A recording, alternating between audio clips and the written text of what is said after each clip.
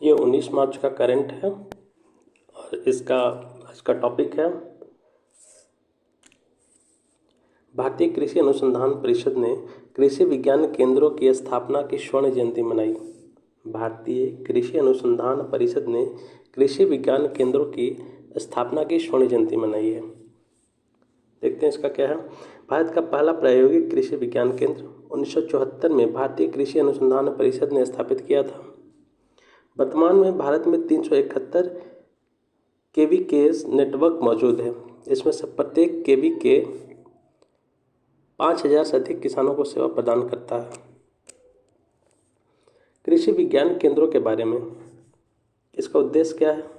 अनुसंधान संस्थान में किसी प्रौद्योगिकी के सृजन और स्थान विशिष्ट कृषि क्षेत्रों में उसके उपयोग के बीच मौजूदा समय अंतराल को कम करना है। इनकी स्थापना शिक्षा आयोग 1964 से 66 और डॉक्टर मोहन सिंह मेहता 1973 की अध्यक्षता वाली एक समिति की सिफारिश पर की गई थी। इसकी स्थापना जो है शिक्षा आयोग और डॉक्टर मोहन सिंह मेहता की अध्यक्षता वाली एक समिति की सिफारिश पर की गई थी, कृषि विज्ञान केंद्रों की स्थापना। नेक्स्ट है केवीके राष्ट्रीय कृषि अनुसंधान का विस्तार प्रणाली का हिस्सा है। केवीके जो है कृषि विज्ञान केंद्र राष्ट्रीय कृषि अनुसंधान और विस्तार प्रणाली का ही हिस्सा है। NARS विविध फसलों के उत्पादन हेतु कृषि अनुसंधान गतिविधियों के लिए जिम्मेदार है।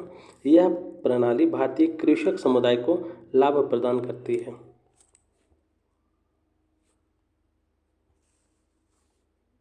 इसकी मुख्य गतिविधियां क्या है वो देखते हैं। इसमें ऑन फार्म टेस्टिंग करना शामिल है ताकि अलग अलग कृषि प्रणालियों के तहत यह पहचान की जा सके कि किस स्थान विशेष हेतु कौन सी कृषि प्रौद्योगिकी बेहतर सिद्ध होगी। साथ ही इसमें किसानों को प्रशिक्षण प्रदान करना आदि भी शामिल है। इसकी प्रमुख उपलब्धियां क्या है वो बहुत इंपॉर्टेंट है। इसमें खेत में ही फसल अवशेष प्रबंधन कार्यक्रम को लागू करने में मदद मिली है। इससे पंजाब, हरियाणा आदि राज्यों में कृषि अवशेषों को जलाने की घटनाओं में कमी आई है, जो कि पर्यावरण प्रदूषण का एक प्रमुख कारण भी है। केवीके के अंतर्गत जिला कृषि मौसम विज्ञान इकाइयाँ कृषि मौसम संबंधी सलाहकार सेवाएं प्रदान कर रही है।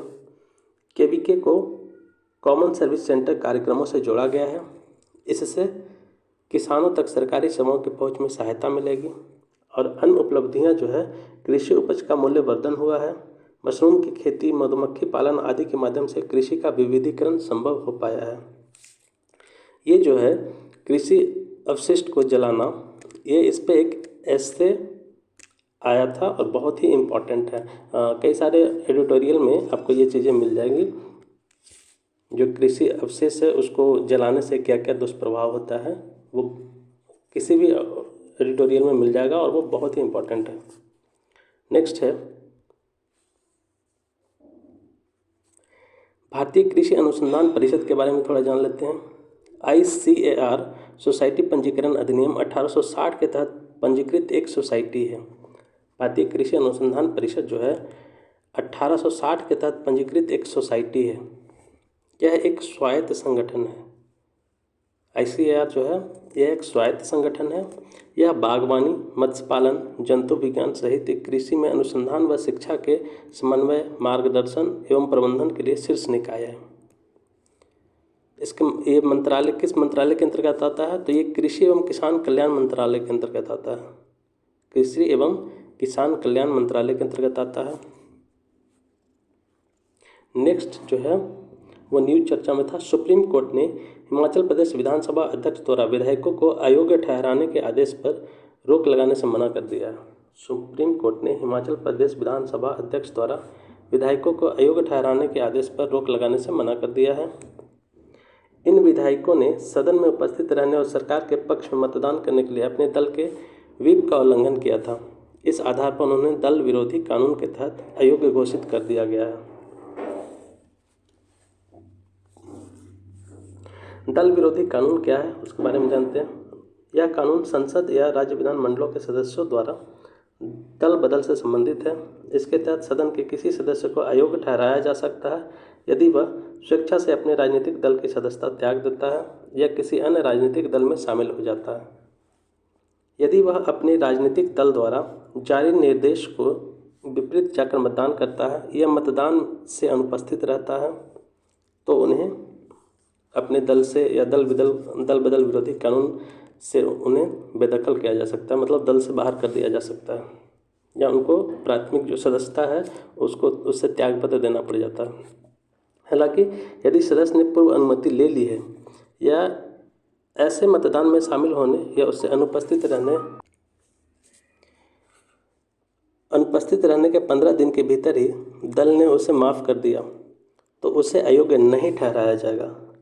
अगर जो है कोई दल अपने सदस्य को माफ़ कर देता है 15 दिन के भीतर ही तो उसे अयोग्य नहीं ठहराया जाएगा। नेक्स्ट है, यदि एक निर्दलीय सदस्य चुनाव जीतने के बाद किसी राजनीतिक दल में शामिल हो जाता है तो भी उसे सदस्य से त्यागपत्र देना पड़ेगा।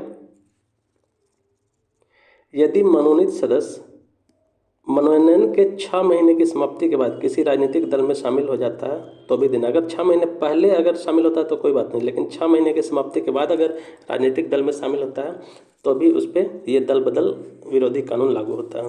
दल बदल विरोधी कानून के अपवाद कुछ हैं, वो देखते हैं। एक राजनीतिक दल को किसी अन्य राजनीतिक दल में शामिल हो जाने या उसके साथ विलय करने की अनुमति दी गई है, बशर्ते कि उस दल के कम से कम 2/3 निर्वाचित सदस्य विलय के पक्ष में हो। ठीक है, ये बहुत इंपॉर्टेंट है। एक राजनीतिक दल के किसी अन्य राजनीतिक दल में शामिल हो जाने या उसके साथ विलय करने की अनुमति दी गई है, बशर्ते कि उस दल के कम से कम 2/3 निर्वाचित सदस्य विलय के पक्ष में हो। नेक्स्ट है, स्पीकर की भूमिका सदन के सभापति या अध्यक्ष के पास दल बदल के आधार पर सदस्यों की अयोग्यता से संबंधित मामलों पर निर्णय लेने की शक्ति होती है। ठीक है, अगर जो है लोकसभा में है तो लोकसभा के अध्यक्ष, राज्यसभा में है तो राज्यसभा के अध्यक्ष, और अगर विधानसभा में है तो विधानसभा के अध्यक्ष लेंगे, विधान परिषद में है तो विधान परिषद के अध्यक्ष लेंगे। नेक्स्ट है, संबंधित मुद्दे क्या क्या हैं। विलय के बड़े पैमाने पर दल बदल होता है। अध्यक्ष को व्यापक अधिकार प्रदान किया गया है, इससे किसी सांसद विधायक की स्वतंत्रता बाधित होती है। ये मुद्दे हैं इसके। अब दल बदल के संबंध में सुप्रीम कोर्ट के जो वर्डिक्ट आए हैं, निर्णय जो आए हैं, उसको देखते हैं। कि हो तो होलोन बनाम जाचिल्लो और अन्य 1992 वाद। दल बदल से संबंधित मामलों का निर्णय करते समय अध्यक्ष एक अधिकरण के रूप में कार्य करता है। उसके निर्णय संबंधित हाई कोर्ट और सुप्रीम कोर्ट की न्यायिक समीक्षा शक्ति के अधीन होते हैं। ये जो है दल बदल से संबंधित मामले का निर्णय करते समय अध्यक्ष एक अधिकरण के रूप में काम करता है। ठीक है, उसके निर्णय संबंधित हाई कोर्ट और सुप्रीम कोर्ट की न्याय समीक्षा शक्ति के अधीन होती है। यानी कि सुप्रीम कोर्ट जो है इसको समीक्षा के लिए अपने पास रख सकता है या इस पर अपनी समीक्षा दे सकता है। नेक्स्ट है, रवि एस नाइक बनाम भारत संघ 1994 वाद। इस वाद में सुप्रीम कोर्ट ने कहा था कि किसी सदस्य द्वारा स्वेच्छा से अपने राजनीतिक दल की सदस्यता त्याग कर देना औपचारिक त्यागपत्र देने के समान नहीं है। दल को त्यागपत्र दिए बिना भी एक सदस्य सदस्यता त्याग सकता है, यह सब उसके आचरण पर निर्भर करता है। ये जो दो वाद है, ये दो वाद अगर आप दल बदल विरोधी कानून के बारे में या तो एसे में लिख रहे हैं या मेंस में लिख रहे हैं तो ये दोनों देना बहुत इम्पॉर्टेंट है। ये बहुत इम्पॉर्टेंट है, अगर ये दोनों शामिल करते हैं अपने आंसर में तो आपको अच्छा मार्क्स मिलने की संभावना बढ़ जाती है। नेक्स्ट है, नाबार्ड एग्रीटेक स्टार्टअप्स के लिए 1000 करोड़ रुपए का मिश्रित कोष शुरू करने की योजना बना रहा है। नाबार्ड जो है एग्रीटेक स्टार्टअप्स के लिए 1000 करोड़ रुपए का मिश्रित कोष शुरू करने की योजना बना रहा है। यह कृषि प्रौद्योगिकी संचालित कृषि संबंधी स्टार्टअप्स और ग्रामीण उद्यमों को बढ़ावा देगा। इसके अलावा इस कोष की मदद से परिचालन क्षमता बढ़ाने में चुनौती का सामना करने वाले स्टार्टअप्स में निवेश भी किया जाएगा। दरअसल ये स्टार्टअप्स ग्रामीण इकोसिस्टम में नए फॉरवर्ड और बैकवर्ड लिंकेज तैयार करने के लिए इक्विटी एवं ऋण साधनों तक सीमित पहुंच की समस्या का समाधान कर रहे हैं। बैकवर्ड लिंकेज से तात्पर्य है किसी उत्पाद के निर्णय में किन अन्य सामग्रियों का योगदान दिया। वहीं फॉरवर्ड लिंकेज का अर्थ है उस उत्पाद से आगे कौन से अन्य उत्पाद निर्मित या उत्पादित किए जा सकते हैं। नेक्स्ट है एग्रीटेक स्टार्टअप्स स्वयं या किसी कंपनी के एक भाग के रूप में कृषि क्षेत्र में प्रौद्योगिकी का उपयोग करते हैं। इसका उद्देश्य कृषि क्षेत्र में उत्पादकता, दक्षता और उत्पादन में वृद्धि करना है। नेक्स्ट है एग्रीटेक स्टार्टअप्स द्वारा प्रदान की जाने वाली सेवाएं कौन कौन सी हैं। तो ये हैं स्मार्ट कृषि को बढ़ावा देना, कृषि से जुड़े सेवाओं की उपलब्धता, बिग डेटा एनालिटिक्स, ये सब जो है इसके द्वारा प्रदान की जाती है सेवाएं। अब देखते हैं स्मार्ट कृषि को बढ़ावा देने के लिए जो सेवाएं प्रदान की जा रही है वो क्या है और कैसे काम करता है। इसके लिए फसल की पैदावार, वर्षों के पैटर्न, कीटों के संक्रमण और मृदा में पोषक तत्वों की उपस्थिति की जानकारी प्रदान की जाती है। कृषि से जुड़ी सेवाओं की उपलब्धता में देखते हैं उदाहरण के लिए EM3 एग्री सर्विसेज किसानों को उपयोग आधारित भुगतान के आधार पर कृषि संबंधी सेवाएं और किराए पर मशीनरी उपलब्ध कराती है या किराए पर मशीनरी वगैरह उपलब्ध कराती है। बिग डेटा एनालिटिक्स में देखते हैं कुछ स्टार्टअप्स मृदा और फसल के स्वास्थ्य को बनाए रखने के लिए खेत विशिष्ट एवं डेटा संचालित परीक्षण प्रणाली का विकास करते हैं। इससे कृषिगत उत्पादकता एवं किसानों की आय दोनों को बढ़ाया जा सकता है। अब इसमें देखते हैं कि कृषि क्षेत्र के आधुनिकीकरण के लिए शुरू की गई महत्वपूर्ण पहले कौन कौन से हैं। डिजिटल कृषि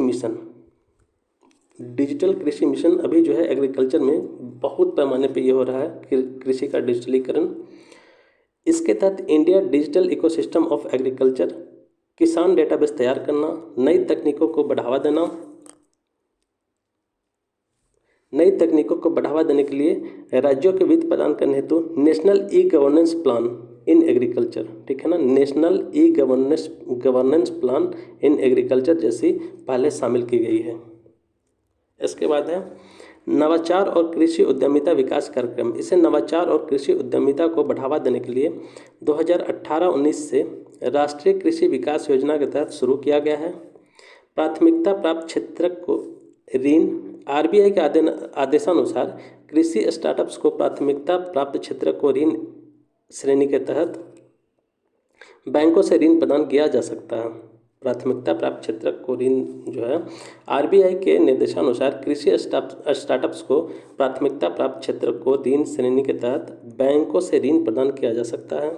इसके बाद है निधि बीज सहायता कार्यक्रम। इसे विज्ञान और प्रौद्योगिकी विभाग के तहत शुरू किया गया है। निधि बीज सहायता कार्यक्रम जो है विज्ञान और प्रौद्योगिकी विभाग के द्वारा शुरू किया गया है। इसमें कुछ और चीज़ें हैं, आर्टिफिशियल इंटेलिजेंस जैसी तकनीकों का उपयोग किया जा रहा है।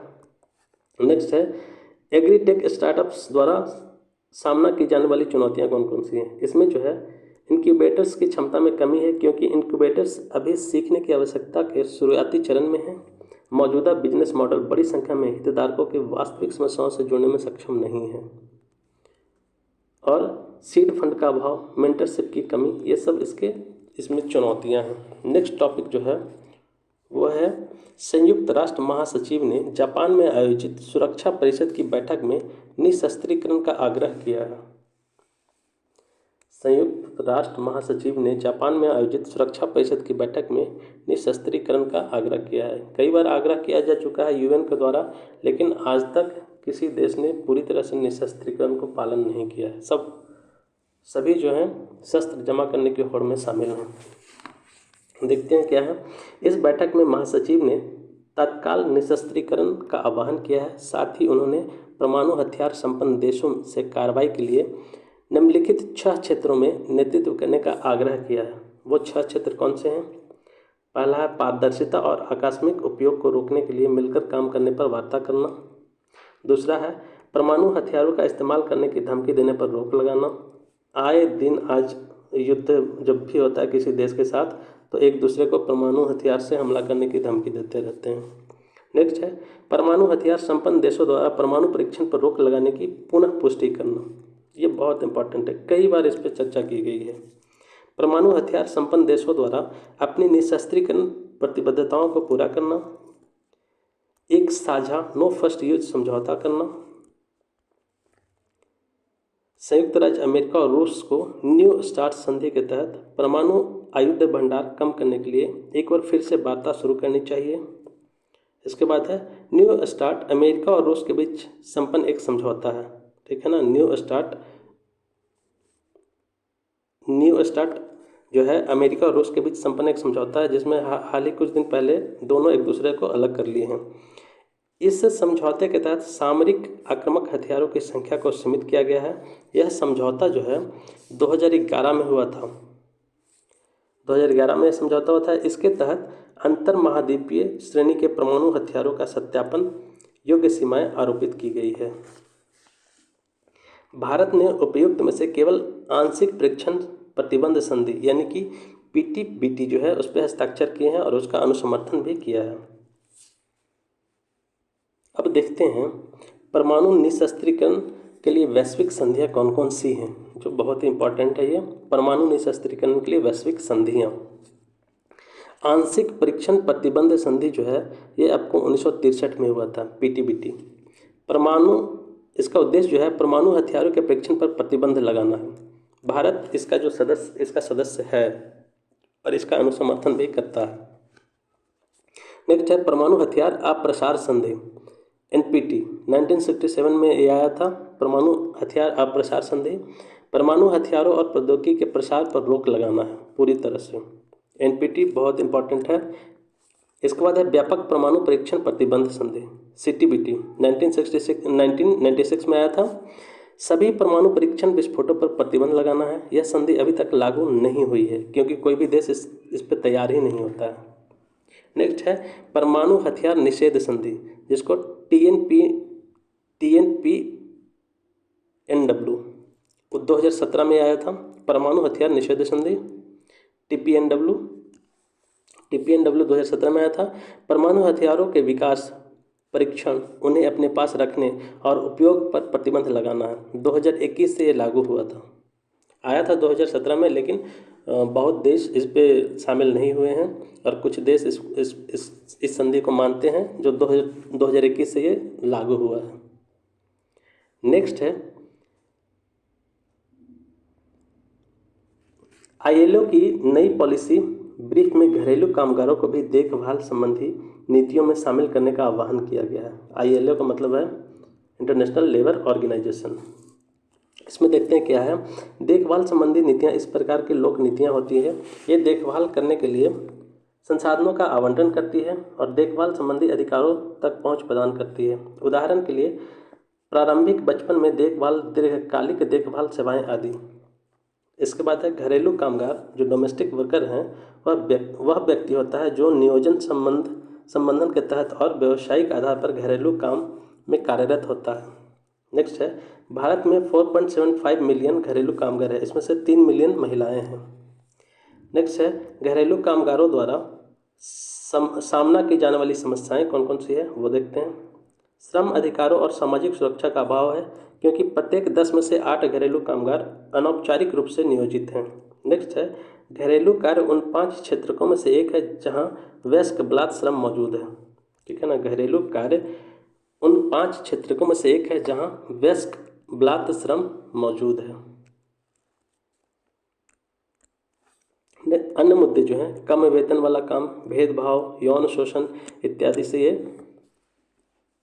रिलेटेड हैं। नेक्स्ट है पॉलिसी ब्रीफ में की गई सिफारिशें।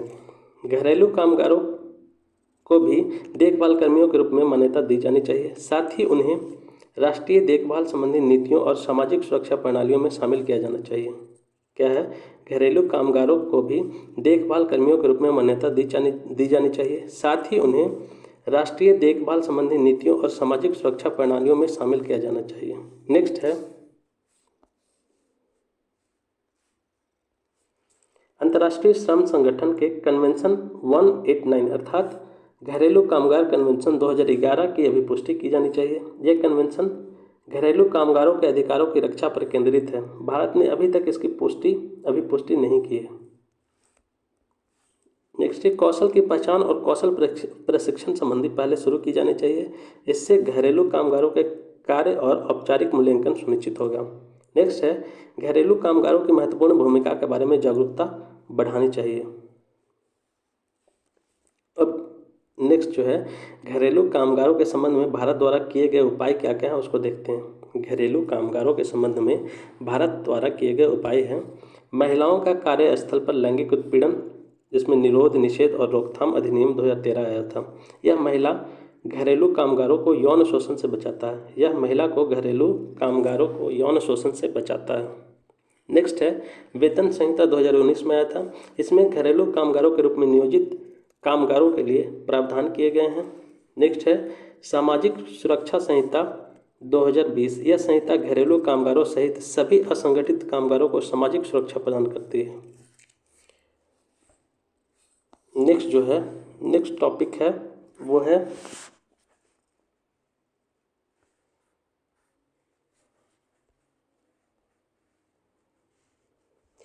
उद्योग संवर्धन और आंतरिक व्यापार विभाग DPIIT ने पेटेंट संशोधन नियम 2024 अधिसूचित किए हैं। ये नियम पेटेंट अधिनियम 1970 के अनुसार अधिसूचित किए गए हैं। इनके माध्यम से पेटेंट नियम 2003 में संशोधन किया गया है। ठीक है, 2003 में संशोधन किया गया है। इन नियमों का उद्देश्य जो है पेटेंट लेने उसे प्रबंधित करने की प्रक्रिया को आसान बनाना है। इन नियमों का उद्देश्य है पेटेंट लेने और उसे प्रबंधित करने की प्रक्रिया को आसान बनाना है। इस कदम से विकसित भारत संकल्प का लक्ष्य प्राप्त करने में मदद मिलेगी। अब मुख्य नियमों पर एक नज़र डालते हैं। नए सर्टिफिकेट ऑफ इन्वेंटरशिप, ठीक है ना, नए सर्टिफिकेट ऑफ इन्वेंटरशिप की शुरुआत की गई है। इसके द्वारा पेटेंट में किए गए आविष्कार में आविष्कारों के योगदान को चिन्हित किया जाएगा। नए नियमों के जरिए पेटेंट परीक्षण के लिए अनुरोध प्रस्तुत करने की समय सीमा घटा दी गई है। पहले यह सीमा 48 माह थी, अब यह घटकर 31 माह कर दी गई है। पहले जो ये सीमा थी 48 माह थी, अब यह घटकर 31 माह कर दी गई है। नेक्स्ट है पेटेंट नवीनीकरण शुल्क जो है 10% कम कर दिया गया है। पेटेंट नवीनीकरण शुल्क 10% तक कम कर दिया गया है। हालांकि शुल्क में कमी का लाभ इलेक्ट्रॉनिक मोड के माध्यम से कम 4 वर्ष की अवधि के लिए अग्रिम भुगतान करने पर ही दिया जाएगा। अगर कोई अग्रिम भुगतान करता है तभी उनको 10% का शुल्क कम मिलेगा, लेकिन अगर नहीं करते हैं तो फिर ये इसका फ़ायदा नहीं मिल पाएगा। नेक्स्ट है पेटेंट में कार्य परिचालन के विवरण जमा कराने की आवृत्ति कम कर दी गई है। पहले एक वित्त वर्ष में एक बार विवरण जमा कराने पर प्रावधान था। नए नियमों के तहत प्रत्येक 3 वित्त वर्षों में एक बार विवरण जमा कराने का उपबंधित किया गया है। अब नए जो पेटेंट नियम है उसके बारे में देखते हैं। नए पेटेंट प्रोत्साहन से संबंधित अन्य पहलों का समर्थन करेंगे। इन पहलों में निम्नलिखित शामिल हैं। कौन कौन से हैं वो देखते हैं। राष्ट्रीय बौद्धिक संपदा अधिकार IPR नीति 2016, जिसमें शामिल हैं राष्ट्रीय बौद्धिक संपदा जागरूकता मिशन, पेटेंट सुविधा कार्यक्रम, समग्र शिक्षा और शैक्षणिक समुदाय के लिए IPRS में शिक्षा शास्त्र एवं अनुसंधान योजना जैसी पहलों के माध्यम से ज्ञान क्षमता व कौशल निर्माण का विस्तार करने का काम किया जा रहा है। इलेक्ट्रॉनिक्स और सूचना प्रौद्योगिकी मंत्रालय ने बौद्धिक संपदा में उत्कृष्टता केंद्र एवं पेटेंट विश्लेषण प्रबंधन प्रणाली की स्थापना की है। इलेक्ट्रॉनिक और सूचना प्रौद्योगिकी मंत्रालय जो है बौद्धिक संपदा में उत्कृष्टता केंद्र एवं पेटेंट विश्लेषण प्रबंधन प्रणाली PAMS की स्थापना की है। पेटेंट के बारे में जानते हैं कि पेटेंट क्या है, कैसे मिलता है। पेटेंट जो है यह संबंधित सरकारों द्वारा दिया जाने वाला एक कानूनी अधिकार है। अगर कोई वस्तु जिसका पेटेंट कराना चाहते हैं तो उसके लिए जो सरकार है वो एक कानूनी अधिकार देता है, जिसको हम लोग पेटेंट कहते हैं। पेटेंट एक निश्चित अवधि के लिए किसी उत्पाद को प्रदत्त अनन्य अधिकार है। ये कैसा अधिकार है? अनन्य अधिकार है। यह अनन्य अधिकार पेटेंट धारक की पूर्व अनुमति के बिना पेटेंट किए गए आविष्कार के उत्पाद या प्रक्रिया के निर्माण, उपयोग, बिक्री या आयात करने से रोकता है। ठीक है। पेटेंट एक निश्चित अवधि के लिए किसी उत्पाद को प्रदत्त अनन्य अधिकार है। यह अनन्य अधिकार पेटेंट धारक की पूर्व अनुमति के बिना पेटेंट किए गए आविष्कार के उत्पाद या प्रक्रिया के निर्माण, उपयोग, बिक्री या आयात करने पर रोक लगाता है। अगर किसी वस्तु को पेटेंट मिल गया है तो जिस वस्तु को और जिस व्यक्ति को या जिस फर्म को पेटेंट मिला है उस वस्तु का बिक्री, उत्पादन, आयात सब वही करेगा। अगर कोई दूसरा व्यक्ति करना चाहता है तो उस फर्म से पहले उसको परमिशन लेना पड़ेगा कि हम इस वस्तु को बेच सकते हैं या नहीं। उस परमिशन के लिए उसको एक शुल्क देना पड़ेगा, एक छोटा सा शुल्क देना पड़ेगा, तभी वो उस व्यक्ति को या उस फर्म को परमिशन मिलेगा। इसकी जो समय अवधि है भारत में 20 वर्ष है। अगर आप पेटेंट लेते हैं तो 20 वर्षों के लिए वो वस्तु का निर्माण, रख रखाव, आयात निर्यात सब आप ही कर सकते हैं। तो ये 20 वर्षों का अधिकार पत्र है एक प्रकार से। पेटेंट के लिए मानदंड क्या है वो देखते हैं। पेटेंट के लिए मानदंड जो है वो है उत्पाद नवीन होना चाहिए, यानी कि नई वस्तु का निर्माण होना चाहिए। अगर कोई वस्तु आप जैसे कि कोई दवाई ही बना रहे हैं तो सबसे अलग एक नया मेडिसिन होना है, नई दवा होना चाहिए, उसी पे आपको पेटेंट मिल सकता है। आप चाहिएगा कि किसी पुराने वस्तु पे मिल जाए तो ऐसा नहीं है। इसके बाद एक आविष्कार होना चाहिए, औद्योगिक उत्पादन में सक्षम होना चाहिए। भारत में patent cooperation treaty PCT patent cooperation treaty को स्वीकृति प्रदान कर दी है। भारतीय पेटेंट कार्यालय ने मार्च 2023 से मार्च 2024 की अवधि के बीच 1 लाख से अधिक पेटेंट प्रदान किए हैं। मार्च 2023 से मार्च 2024 की अवधि यानी कि 1 साल के भीतर जो है 1 लाख से अधिक पेटेंट प्रदान कर दिए हैं। अब है कुछ न्यूज चर्चा में था, उसको देखते हैं। प्लास्टिक में केमिकल्स, प्लास्टिक में जो है, जो हम लोग प्लास्टिक यूज करते हैं उसमें बहुत सारे केमिकल्स पाए जाते हैं, तो ये इसके बारे में जानते हैं। यूरोपीय वैज्ञानिकों की एक रिपोर्ट के अनुसार प्लास्टिक में 16,000 से अधिक केमिकल्स की पहचान की गई है। यूरोपीय वैज्ञानिकों की एक रिपोर्ट के अनुसार प्लास्टिक में 16,000 से अधिक केमिकल्स की पहचान की गई है। ये केमिकल्स खाद्य पैकेजिंग से लेकर के खिलौने और चिकित्सा उपकरणों के निर्माण में प्रयुक्त होने वाले प्लास्टिक में पाए गए हैं। इससे पहले संयुक्त राष्ट्र पर्यावरण कार्यक्रम जो UNEP है ने करीब 13,000 प्लास्टिक केमिकल्स की पहचान की थी। इसके पहले जो है UNEP ने बताया था कि प्लास्टिक में लगभग 13,000 केमिकल्स पाए जाते हैं, और वहीं यूरोपीय वैज्ञानिक की रिपोर्ट के अनुसार प्लास्टिक में 16,000 से अधिक केमिकल्स की पहचान की गई है। इन केमिकल्स में 1/4 से अधिक मानव स्वास्थ्य और पर्यावरण के लिए खतरनाक माने जाते हैं। बहुत इंपॉर्टेंट है ये। कुछ महत्वपूर्ण प्लास्टिक केमिकल्स हैं, उसको देखते हैं। तो ये हैं,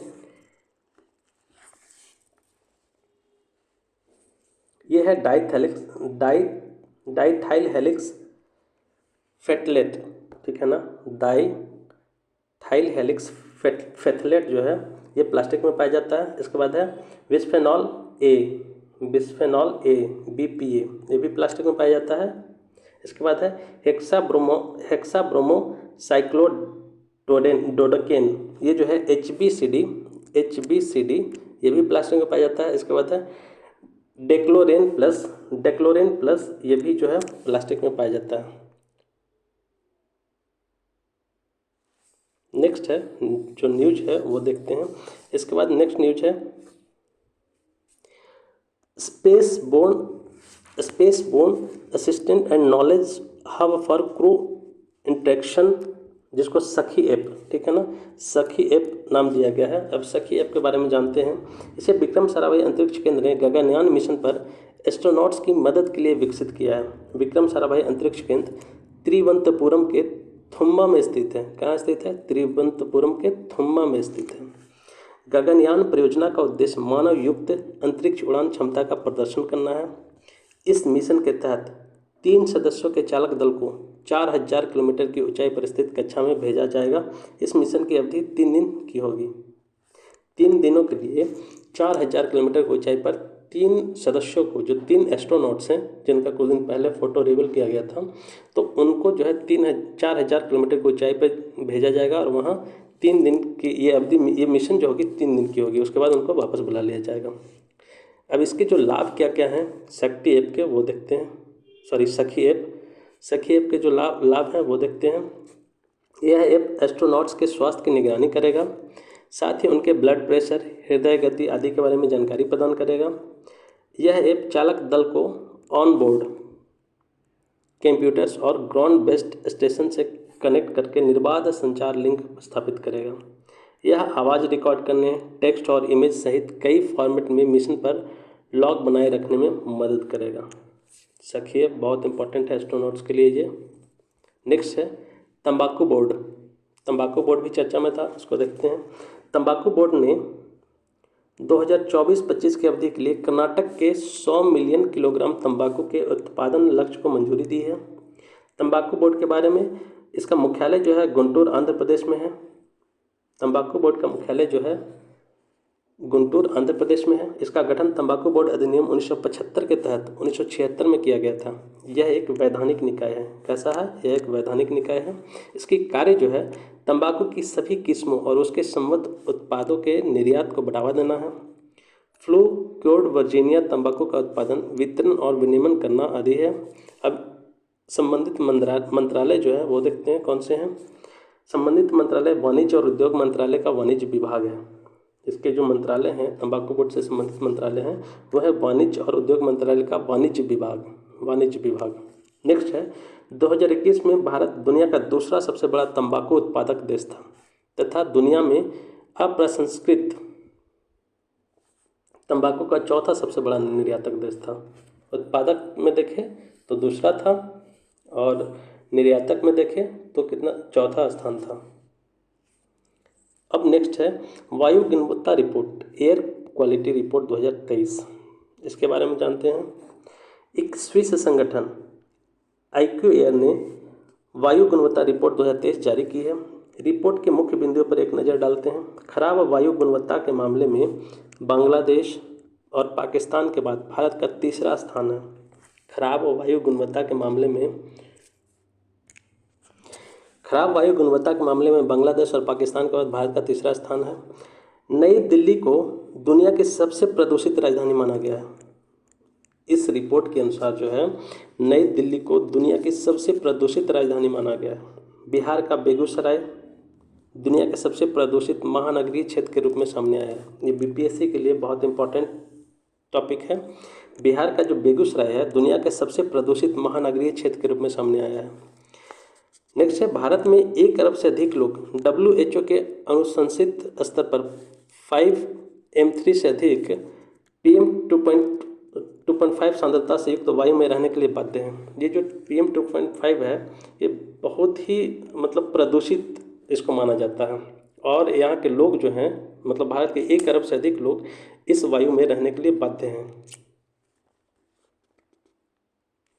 केवल 7 देश ऐसे हैं जिन्हें WHO के वार्षिक PM2.5 दिशा निर्देशों को पूरा किया है। ये भी इम्पोर्टेंट है। केवल 7 देश ऐसे हैं जिन्हें WHO के वार्षिक PM2.5 दिशा निर्देशों को पूरा किया है। मात्र पूरे विश्व में 7 ऐसे देश हैं। नेक्स्ट है फ्रेंच पॉलिनेशिया को सबसे कम प्रदूषित माना गया है। फ्रेंच पॉलिनेशिया जो देश है इसको सबसे कम प्रदूषित देश माना गया है। देखिएगा ये आपको प्रशांत महासागर में स्थित है पॉलिनेशिया। अब नेक्स्ट जो टॉपिक है वो है केटामीन। केटामीन के बारे में जानते हैं। एलन मस्क ने केटामीन के उपयोग का पक्ष लिया है। केटामीन जो है एलन मस्क ने केटामीन के उपयोग का पक्ष लिया है। केटामीन एक डिसोसिएटिव एंथेस्टिक यानी कि बेहोशी जैसी स्थिति ला देता है। इसके सेवन से मति भ्रम प्रभाव होता है। ये केटामीन जो है एक प्रकार का नशीला पदार्थ मान सकते हैं जिससे कि बेहोशी जैसी स्थिति हो जाता है, एनेस्थेटिक, ठीक है ना। इसके सेवन से मति भ्रम प्रभाव उत्पन्न होता है। इसका उपयोग किस प्रकार से किया जाता है या कैसे किया जाता है उसको जानते हैं। इसका उपयोग दर्द से राहत, अवसाद, आत्महत्या के विचार और मिर्गी के दौरे आदि के उपचार में किया जाता है। केटामीन जो है दर्द से राहत दिलाता है, अवसाद, आत्महत्या के विचार और मिर्गी के दौरे आदि के उपचार में किया जाता है। यह दवा मरीजों को दर्द से राहत प्रदान करती है। साथ ही इसका सेवन करने वाला व्यक्ति अपने परिवेश से अलग होने का एहसास करता है। नेक्स्ट है इसके दुष्प्रभाव क्या क्या हैं वो जानते हैं। इसकी अधिक मात्रा से व्यक्ति बेहोश हो सकता है। केटामिन के अधिक उपयोग से आदमी बेहोश हो सकता है और सांस लेने में तकलीफ हो सकती है। केटामिन को narcotics drugs and psychotropic substance act 1985 के तहत साइकोट्रॉपिक सब्सटेंस के रूप में शामिल किया गया है, मतलब एक नशीला पदार्थ के रूप में शामिल किया गया है जो बहुत ही हानिकारक है। नेक्स्ट टॉपिक देखते हैं।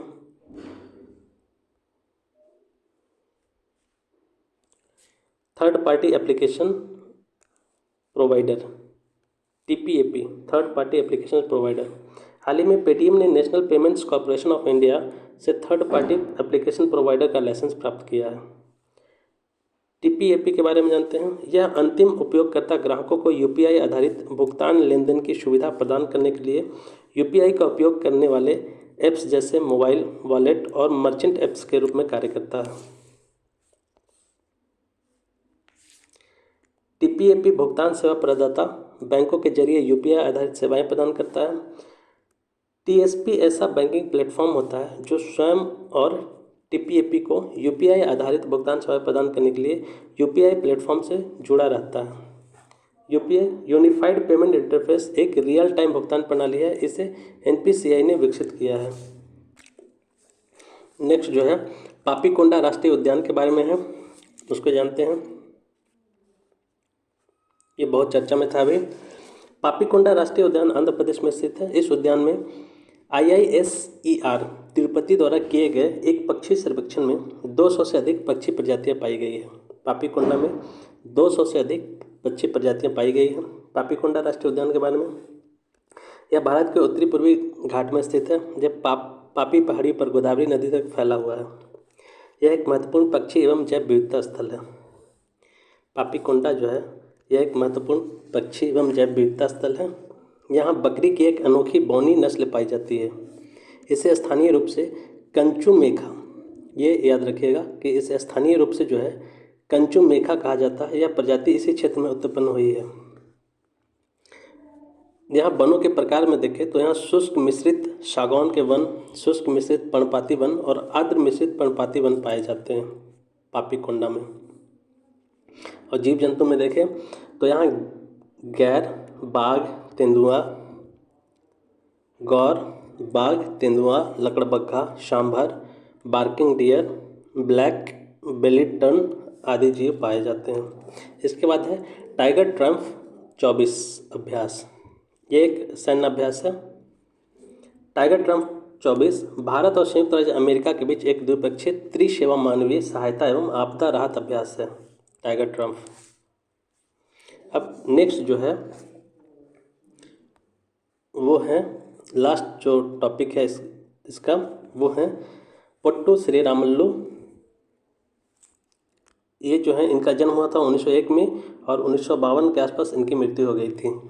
अब ये जानते हैं ये भारतीय स्वतंत्रता संघर्ष में और खास करके आंध्र प्रदेश में बहुत फेमस है। हाल ही में देश में पोट्टी श्रीरामुलु की जयंती मनाई गई। ये एक उत्साही गांधीवादी, प्रख्यात समाज सुधारक और एक्टिविस्ट थे। प्रमुख योगदान इनका क्या था? इन्होंने भारतीय स्वतंत्रता आंदोलन जैसे नमक सत्याग्रह 1930, व्यक्तिगत सत्याग्रह 1940, भारत छोड़ो आंदोलन 1942 आदि में भाग लिया। उन्होंने दलितों को मंदिरों में प्रवेश दिलाने के समर्थन में 1946 से 1948 के दौरान 3 बार अनशन किया था। 1946 से 1948 तक 3 बार अनशन किया। मद्रास प्रेसिडेंसी से एक अलग आंध्र प्रदेश राज्य की मांग को लेकर 58 दिन तक अनशन करने के बाद उनकी मृत्यु हो जाती है। कितना दिन? 58 दिन तक इन्होंने अनशन किया था, उसके बाद उनकी मृत्यु हो जाती है। आंध्र प्रदेश के लोगों द्वारा उनके इस सर्वोच्च बलिदान के लिए अमरजीवी के रूप में याद करते हैं। अमरजीवी के रूप में याद करते हैं। इनका मूल्य जो था, नैतिक मूल्य, नेतृत्व और साहस आदि से ओतप्रोत था। और इन्हीं की मृत्यु के बाद आंध्र प्रदेश जो है 1953 में एक भाषाई आधार पर नए राज्य का गठन किया गया था। ये 19 मार्च का करंट है और कल आपको 20 मार्च का करंट मिलेगा। Thank you.